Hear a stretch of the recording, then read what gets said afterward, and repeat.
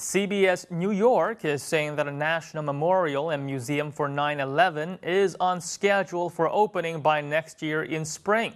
The museum's education and public programming director is quoted to have said that the construction of the place, including exhibition spaces, are all going according to plans so that they can open it to the world.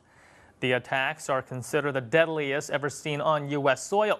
A number of artifacts will be featured there, with its own stories related to the tragedy 12 years ago.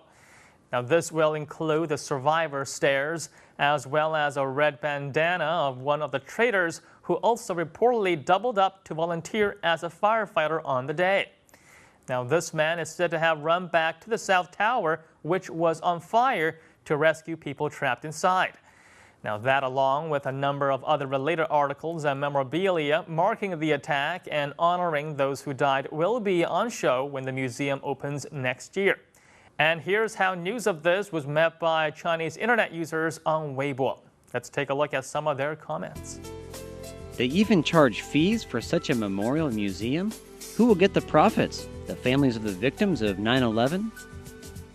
I think in the field of humanities there is indeed a lot we can learn from the 9/11 event. I really hope through this tragedy America can realize the fact that peace is always more precious than the profits. I once saw a video made by Americans themselves who showed some doubts about the 9/11 event and hope this new memorial museum could tell the truth. Yes, it is a sad thing that so many innocent Americans died on 9/11. But what about the innocent people who have died during the war against terror since 9/11?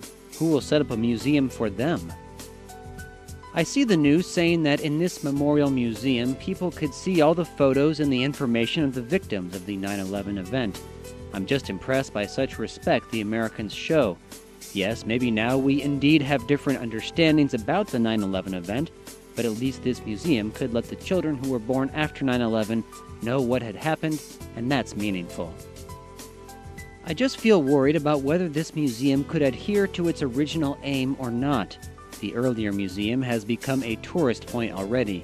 I support the government to set up such memorial museums to remember the history, but if they mainly want to earn money, then I don't think it's necessary.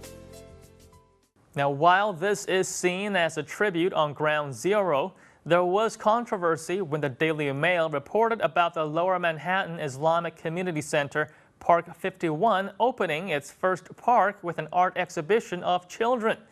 Now, this was just a few blocks away from the site of where the Twin Towers stood, and a number of people were reportedly unhappy about having an Islamic center so close to where there had been attacks by Islamic extremists.